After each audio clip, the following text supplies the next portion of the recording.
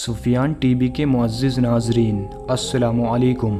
آج ہم جانیں گے فرعون اور موسیٰ علیہ السلام کے متعلق۔ آپ کو بتا دوں کہ مصر کے سبھی بادشاہوں کو اس وقت فرعون کہا جاتا تھا، لیکن آج ہم جس فرعون کے بارے میں جانیں گے وہ حضرت موسیٰ علیہ السلام کے زمانے میں رہ چکا فرعون ہے۔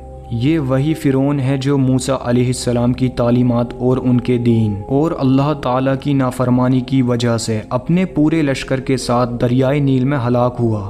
اس کے بارے میں بتانے سے پہلے میں آپ کو یہ بھی بتا دوں، آج میں آپ کو فرعون کے محل کی کچھ عجیب و غریب قاعدے کے بارے میں بھی بتاؤں گا۔ ہر بادشاہ کی طرح فرعون نے بھی اپنا محل بنوایا جو بہت عالیشان تھا، لیکن اس کے غرور و تکبر کی وجہ سے اس کا محل تباہ ہو گیا۔ فرعون کا ذکر قرآن شریف میں بنی اسرائیل کے زمانے میں آتا ہے۔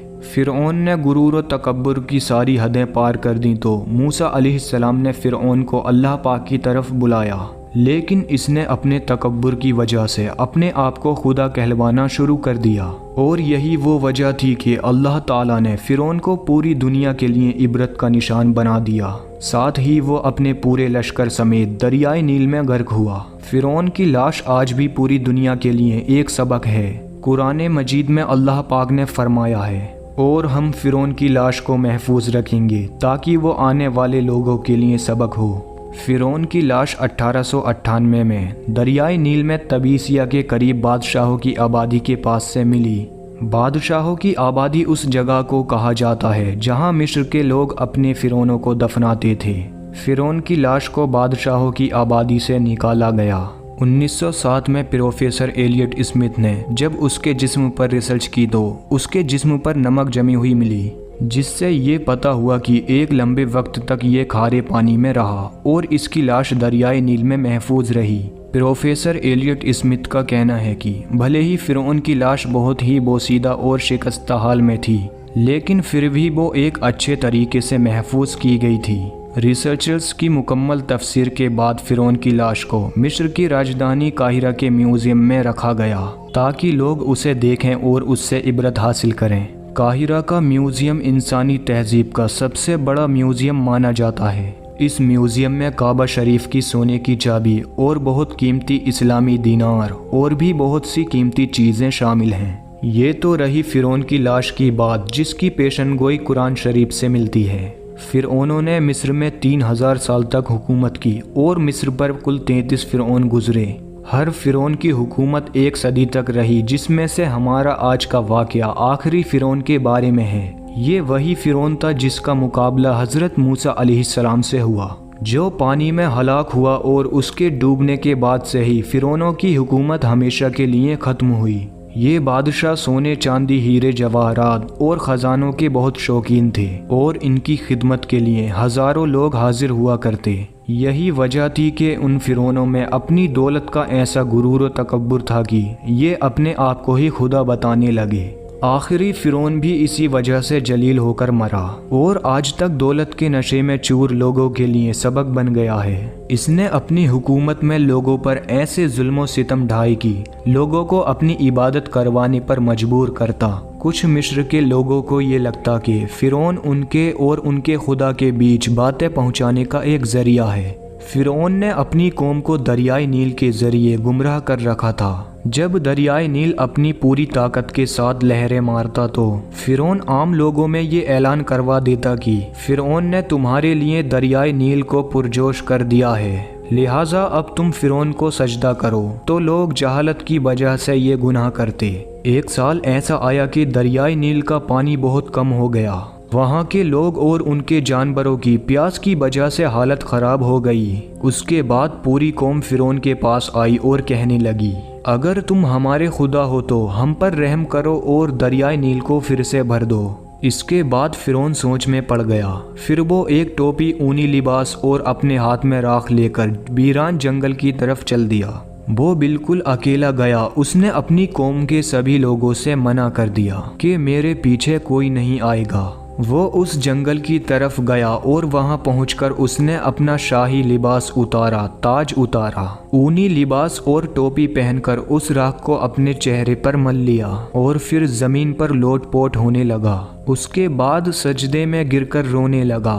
اور اللہ کی بارگاہ میں دعا کرنے لگا، اے دو جہان کے مالک و مولا، میں اچھی طرح جانتا ہوں کہ تو ہی پوری کائنات کا مالک ہے اور تیرے سوا کوئی عبادت کے لائق نہیں۔ میں جھوٹا ہوں، میں نے تیری نافرمانی کی، میں آج تک اپنی قوم سے اپنے آپ کو خدا کہلواتا رہا، لیکن اصلی مالک تو ہی ہے۔ میں تیری نافرمانی میں اتنا آگے بڑھ گیا کہ خود کو تیری جگہ سمجھنے لگا۔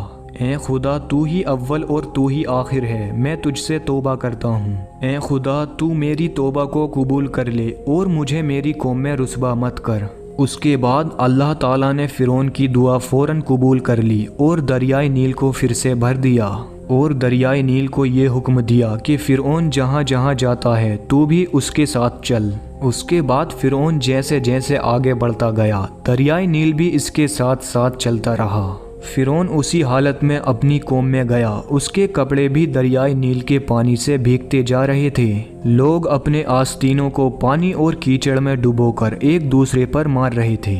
اسی وجہ سے مصر میں خوشی منانے کا آج بھی یہی طریقہ ہے، اور اس دن کو دریائے نیل کی طغیانی کا دن بھی کہا جاتا ہے۔ یہ اس شخص کی توبہ کی مقبولیت تھی جو کہ اللہ تعالیٰ کا نافرمان تھا۔ اس کی توبہ ویسے ہی قبول کی گئی جیسے کہ وہ چاہتا تھا۔ اللہ تعالیٰ نے اس کے راز کو ظاہر نہیں کیا، لیکن کچھ وقت کے بعد فرعون پھر سے اپنے اسی گھمنڈ اور غرور میں آ گیا اور لوگوں میں پھر سے خدا ہونے کا دعویٰ کرنے لگا۔ فرعون کا محل بھی اس کی بدبختی کا نتیجہ نکلا۔ فرعون نے اپنے خاص وزیر حامان کو محل بنوانے کا حکم دیا۔ حامان نے فوراً محل کے سامان کا انتظام کرنا شروع کر دیا۔ فرعون کے محل کے لیے پوری دنیا سے ہر طرح کے ماہر کاریگروں کو بلایا گیا۔ کہا جاتا ہے کہ کاریگروں سے الگ صرف مزدوروں کی بات کی جائے تو ان کی تعداد 50,000 کے لگ بھگ تھی۔ اس محل کی تعمیر پوری مہارت سے کی گئی۔ 7 سال کے بعد یہ محل تعمیر ہوا۔ حیرت کی بات یہ ہے کہ جب سے دنیا بنی ہے آج تک اس محل کی بلندی کی کوئی مثال نہیں ملتی۔ یہ محل صرف فرعون کی خواہش کے مطابق ہی بنایا گیا تھا۔ اس محل کے بہت سے راز اپنے آپ میں ایک مثال تھے۔ جب محل بن کر تیار ہو گیا تو فرعون نے اپنے گھمنڈ میں آ کر حضرت موسیٰ علیہ السلام سے گستاخی کی۔ حضرت موسیٰ علیہ السلام کو یہ سب کچھ ناگوار گزرا۔ اللہ تعالیٰ نے موسیٰ علیہ السلام پر وحی نازل کی۔ فرمایا، اے موسیٰ، آپ اس بدبخت کو اپنے ذہن سے نکال دیں اور اس کے بارے میں نہ سوچیں۔ میں اس کے محل کو ایک لمحے میں برباد کر دوں گا۔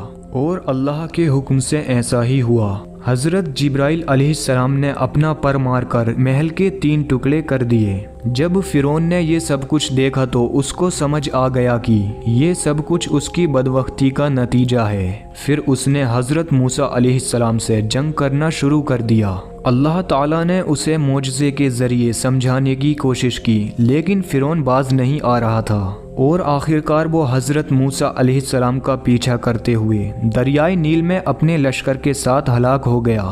پیارے دوستو، ہمیں اس واقعے سے سبق حاصل ہوتا ہے، کبھی بھی دولت اور طاقت کا گھمنڈ نہ کرو۔ سب کا مالک اللہ ہے، وہ جسے چاہے عزت دے اور جسے چاہے ذلت۔ اللہ تعالیٰ نے فرعون کی لاش کو دریائے نیل کے اندرونی تہہ میں محفوظ رکھا۔ اس کے بعد دریائے نیل نے اسے کنارے پر اگل دیا۔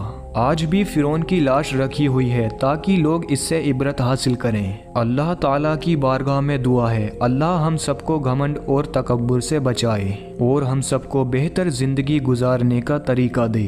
ہمیں دنیا میں ہر طرح کے گناہ سے بچنے کی توفیق دے۔ ناظرین، اگر آپ کو یہ جانکاری پسند آئی تو صدقہ جاریہ کی نیت سے اسے زیادہ سے زیادہ لوگوں تک شیئر کریں اور ہمارے اس چینل کو سبسکرائب کرنا نہ بھولیں۔